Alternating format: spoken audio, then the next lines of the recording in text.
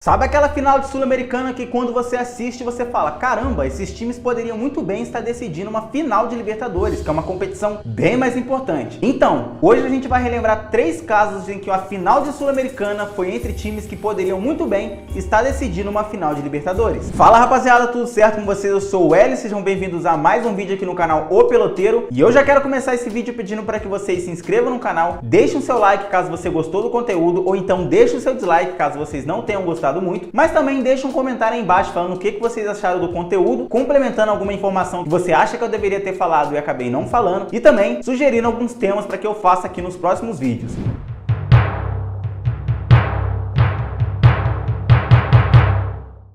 A gente vai começar então esse vídeo por 2008, quando o Estudiantes e Internacional decidiram a final daquela Sul-Americana. O Internacional era o campeão da Libertadores do ano de 2006 e do Mundial também daquele ano, da Recopa Sul-Americana de 2007 e vice-campeão brasileiro de 2005 e 2006. Já o Estudiantes era campeão argentino de 2006 e naquele ano tinha o time base do título da Libertadores de 2009, que eles conquistaram no ano seguinte. O Internacional se classificou para aquela competição como 11º colocado no Campeonato Brasileiro de 2007, já o Estudiantes teve a melhor pontuação acumulada no Campeonato Argentino de 2007 e 2008. Na pré-oitavas de final, o Internacional enfrentou o seu maior rival, o Grêmio, e foi 1-1 no jogo de ida e 2-2 no jogo de volta. O Internacional estava classificado pelo gol fora de casa. Já o Estudiantes enfrentou o Independiente de Avellaneda e perdeu por 2-1 no jogo de ida. No jogo de volta, vence pelo mesmo placar e por 5-3 nos pênaltis e está classificado para as oitavas de final. Já nas oitavas de final daquele ano, o Internacional enfrentou a Universidade Católica e empatou por 1-1 no jogo de ida, além de 0-0 no jogo da volta, e sim, se classificou com um gol fora. Já o Estudiantes enfrentou outro time argentino, que era o Arsenal de Sarandi, onde ele venceu por 2-1 na ida e empatou em 0-0 na volta. Nas quartas de finais, o Internacional enfrentou o Boca Juniors, venceu por 2-0 no Beira-Rio no jogo de ida e também venceu por 2-1 lá na La Bombonera o jogo de volta. Enquanto o Estudiantes enfrentou também uma equipe brasileira, que era a equipe do Botafogo. Venceu por 2-0 na ida e empatou em 2-2 na volta. Então, na semifinal daquela competição, o destino reservou para o Internacional o Chivas Guadalajara, que foi o time que ele decidiu a Libertadores no ano de 2010, e para a equipe do Estudiantes, outra equipe argentina, o Argentinos Juniors. No jogo de ida, o Internacional vence por 2-0 no México e por 4-0 na volta e está classificado pela primeira vez para a final da Sul-Americana. Enquanto o Estudiantes enfrentou o Argentinos Juniors, empatou por 1-1 no jogo de ida e venceu por 1-0 no jogo de volta. A final então daquela competição estava decidida. De um lado, o Internacional, que tinha acabado de ganhar a Libertadores recentemente,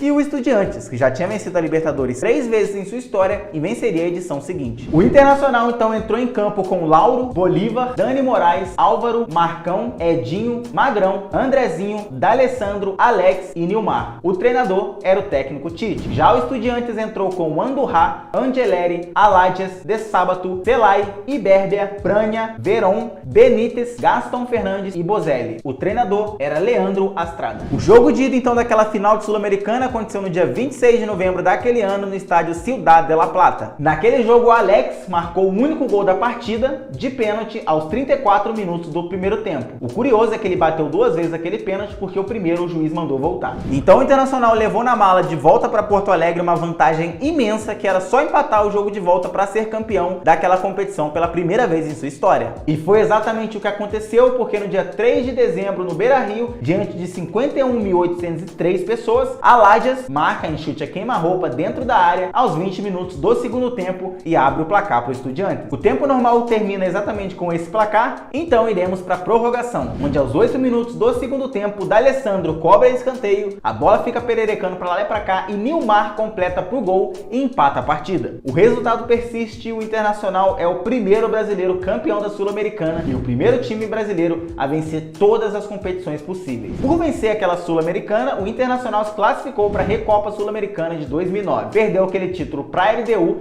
já a Surugabank, eles foram campeões contra o Oita Trinita. Já o Estudiantes venceu a Libertadores no ano seguinte contra o Cruzeiro e perdeu o Mundial para o Barcelona.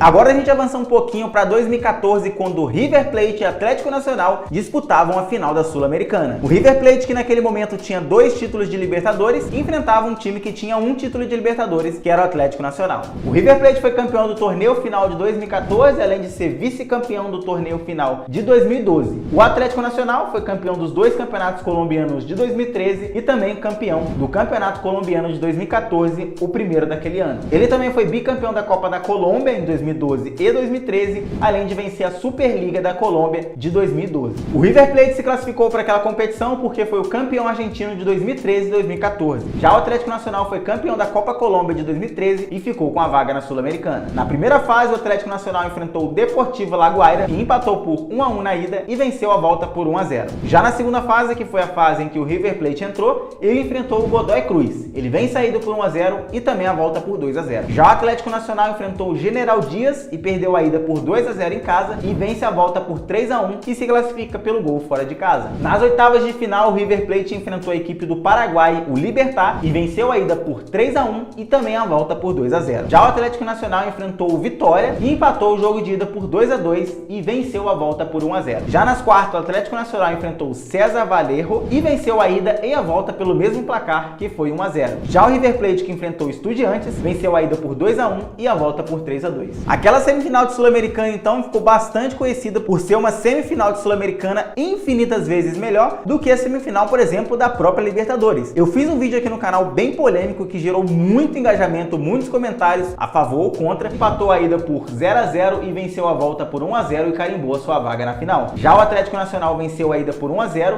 perde a volta por 1-0 e vence nos pênaltis por 4-1 o tricolor paulista. Para aquela final, o River Plate estava escalado com Barovero, Mercado, Petzela, Funes Mori, Vangione, Carlos Sánchez, Ponzio, Ariel Rojas, Pisculici, Rodrigo Mora e Teófilo Gutierrez. E o treinador já era Marcelo Gallardo. Já o Atlético Nacional tinha no gol Franco Armani, que depois iria para o River Plate e iria se tornar ídolo lá, Nájera, Alexis Henriques, Valência, Bocanegra, Bernal, Farid Dias, Cardona, Orlando Berrio e Luiz Ruiz. O treinador era Juan Carlos Osório. No dia 3 de dezembro de 2014, no Atanásio Girardot, Berrio abriu o placar para os colombianos aos 34 minutos do primeiro tempo. Já Pisculici empata para o River Plate aos 20 do segundo tempo e a partida termina 1-1, tudo aberto no confronto para o jogo de volta. E aconteceu no dia 10 de dezembro de 2014, no estádio Monumental de Núñez. Mercado abriu o placar para o River Plate aos 9 do segundo tempo, enquanto Petzela marca o segundo dos Missionários e dá o título para o River Plate. O River Plate voltava a ganhar um título internacional depois de 17 anos, quando conquistou a sua última Libertadores da América. O curioso nesse caso é que ambas as equipes, tanto Atlético Nacional e River Plate, venceram as Libertadores do ano seguinte. Em 2015 foi a vez do River Plate, enquanto 2016 foi a vez do Atlético Nacional vencer a competição mais importante do nosso continente. O Nacional chegou outra vez na final da Sul-Americana em 2016, mas cedeu o título para a Chapecoense, que não pôde disputar a final por causa daquele acidente aéreo trágico que a gente conhece. E por vencer a Sul-Americana, o River Plate ganhou o direito de disputar a Suruga Bank e a Recopa Sul-Americana. E ele venceu ambas as competições, a Suruga contra o Gamba Osaka e a Recopa contra o San Lorenzo.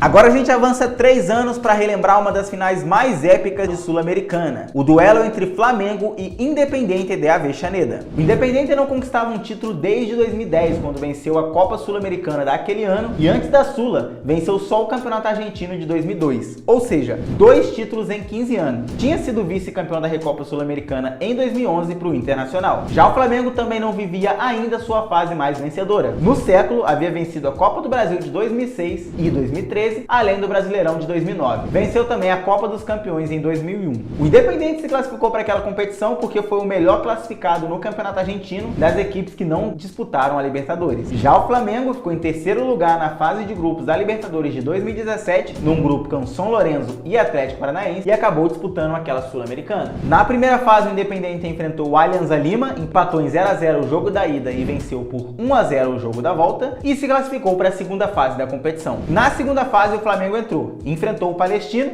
venceu por 5-2 no jogo de ida e 5-0 no jogo da volta. Já o Independiente enfrentou o Deportes Iquique, que venceu por 4-2 na ida e 2-1 na volta. Nas oitavas de final, o Independiente enfrentou o Nacional do Paraguai. Ele venceu por 4-1 na ida e também por 2-0 na volta. Na outra chave, que estava do mesmo lado que o Independiente, tivemos Racing e Libertad. Ou seja, poderíamos ter um Racing Independiente na semifinal daquela Sul-Americana, mas infelizmente o Racing não se classificou, o Libertad acabou passando e enfrentou o Independiente na semifinal. Já o Flamengo, sim, fez um clássico contra o Fluminense. Na semifinal, o Independiente enfrentou o Libertad, como eu disse, e perdeu o jogo de ida por 1-0. Já no jogo de volta, venceu por 3-1. Enquanto o Flamengo enfrentou o Júnior Barranquilla, venceu por 2-0 na ida e venceu por 2-1 na volta e estava na final da Sul-Americana pela primeira vez em sua história. Aquele lendário time do Independiente tinha no gol Campanha, lateral direito era o Bustos, na zaga tinha Alan Franco e Amoribeta, além do lateral esquerdo campeão do mundo, Tagliafico. Nicolás Domingo, Diego Rodrigues, Benítez e Messa completavam o meio-campo. No ataque era Barco e Gilhote, o time treinado por Ariel Roland. Já o Flamengo entrava em campo com César, Pará, Hever, Juan e Trauco, Arão, Cuejá, Paquetá, Diego, Everton e Viseu. O treinador desse time do Flamengo era Reinaldo Ruida. No dia 6 de dezembro, então, daquele ano, tivemos o jogo de ida no estádio Libertadores de América. Hever abre o placar aos 8 minutos do primeiro tempo e bota o Flamengo em vantagem naquele jogo. Mas Gilhote empata aos 28 minutos ainda do primeiro tempo e deixa tudo igual àquela final. Mesa vira para os rojos aos 7 minutos do segundo tempo e coloca o Independiente em vantagem. O jogo termina 2-1 mesmo, o Independiente ia para o Maracanã precisando de um empate para ser campeão da Sul-Americana pela segunda vez em sua história. No dia 13 de dezembro de 2017, ou seja, uma semana depois, o Flamengo recebeu a equipe do Independiente no Maracanã precisando fazer pelo menos um gol de vantagem, enquanto o Independiente lutava pelo empate. Paquetá abriu o placar para o Flamengo aos 29 minutos do primeiro tempo e Barco empatou de pênalti aos 39 também do primeiro tempo. Juan ainda tira a bola em cima da linha evitando a virada do Independiente e no último lance do jogo, Hever perde um gol de dentro da área que já nem tinha nem goleiro debaixo das traves. Bom, o destino quis que o Independiente fosse o campeão da Sul-Americana de 2017 em pleno Maracanã. O Flamengo, 2 anos depois, veio a conquistar quase tudo no ano de 2019 e conquista título até hoje. Já o Independiente, por ganhar a Sula, disputou a Recopa Sul-Americana, que ele perdeu para o Grêmio, e também a Copa Surugabank, mas ele venceu o Cerezo Osaka em 2018 e se tornou campeão daquela competição. Bom, e como eu disse lá no começo, se tem algum tema que você quer ver muito aqui no canal Peloteiro, eu peço para que vocês comentem aí embaixo, porque como sempre eu digo, eu passo na frente as ideias de vocês, então gostaria que vocês deixassem algum tema. Mas para você deixar algum tema, pelo menos seja inscrito aqui no canal, cara. Dá uma roladinha aí para baixo do vídeo e vê se tem um botão vermelhão aí na sua tela. Se tiver, significa que você não é inscrito do canal e você é um canalha, você é um safado, você é moleque. Mas se tiver cinzinha, quer dizer que você é inscrito aqui no canal. Clique então nesse sininho que tem aí do lado para receber notificação quando eu lançar algum vídeo aqui. E se você é um canalha, clica no botão aí que o botão vai ficar cinza e você vai deixar de ser canalha, vai deixar de ser safado, vai deixar de ser moleque. Beleza? Espero que vocês tenham gostado, até o próximo vídeo e falou!